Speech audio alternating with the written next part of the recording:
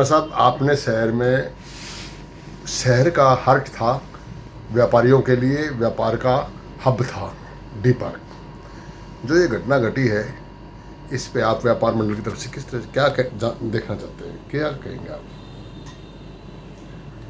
शहर के अंदर जो अग्निकांड हुआ, उसके पीछे जहाँ तक हम समझते हैं कि प्रशासन की फेलियर एक बहुत बड़ा मुख्य कारण रहा। जो हम इस रोहतक शहर, जो इतना पुराना शहर है, उसके अंदर बहुत शर्मनाक बात है व्यापारियों के लिए, प्रशासन के लिए भी, कि हमारे पास जो फायर ब्रिगेड की गाड़ियां हैं वो भी समय पर उपलब्ध नहीं थी, और जो गाड़ियां उपलब्ध थी वो सुव्यवस्थित ढंग से काम कर नहीं रही थी। हम जब भी कभी बात करते हैं व्यापारियों की सुरक्षा के लिए, उसमें भी प्रशासन नाकाम रहा। तो सरकार को व्यापारियों की सुरक्षा के बारे में और व्यापारियों की सुरक्षा के लिए अग्निशामक यंत्र, जो कि अत्याधुनिक तरीके के साथ हर समय उपलब्ध होने चाहिए, क्योंकि मौसम विभाग ने भी टेम्परेचर के बढ़ाव के साथ साथ आगजनी की घटनाएं होंगी, इस चीज का अंदेशा काफी समय से दे रखा है। लेकिन न तो सरकार की तरफ से कोई पहल की गई, न प्रशासन की तरफ से कोई ऐसा किया गया। और व्यापारी अपने स्तर पर जो कार्य कर सकते हैं, व्यापारी उतना स्तर किया। अतिक्रमण हटाने की आड़ में कभी किसी एक दुकान के आगे छज्जे तोड़ दिए, किसी की दुकान के आगे से सीढ़ियां तोड़ दी, इतना ही काम करके प्रशासन पीछे हट जाता है। प्रशासन को यह सुनिश्चित करना होगा कि हमारी फायर ब्रिगेड, हमारी अन्य जो सुविधाएं हैं जो व्यापारियों को दी जानी चाहिए, वो प्रॉपर तरीके से हैं या नहीं। व्यापार मंडल इसको किस तरह से देखता है? क्या कोई कदम उठा रहा है व्यापार मंडल? व्यापार मंडल प्रदेश स्तर पर, स्थानीय स्तर पर जितने भी व्यापारी नेताओं के अलग अलग मोर्चे हैं, सभी मिलकर संयुक्त रूप से एक आवाज बुलंद करेंगे कि व्यापारियों को एक अलग से रिलीफ फंड मिले।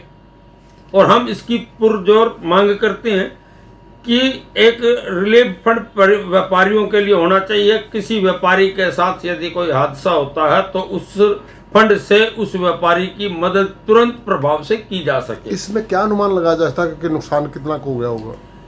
आज महंगाई के समय में अगर एक दुकान की कीमत देखी जाए तो करोड़ों रुपए का सामान एक दुकान के अंदर होता है, क्योंकि कोई भी आइटम, अगर जूते की, चप्पल की, जो कपड़े की, अगर कोई भी एक आइटम, जिसमें हजारों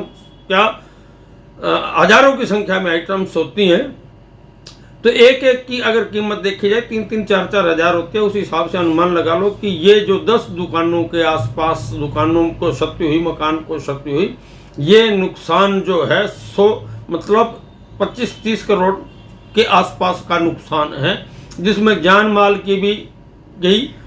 ये जो जान माल गई है, इसमें भी हम यह मांग कर रहे हैं सरकार से कि जो सरकार, मुख्यमंत्री ने 10 लाख की घोषणा की, 5 लाख की अन्य हमारे डिप्टी स्पीकर कृष्ण मिड्ढा जी ने की, तो इस तरह से यदि 15 लाख रुपए की जो घोषणा हुई है, ये सहायता राशि बहुत नाकाफी है।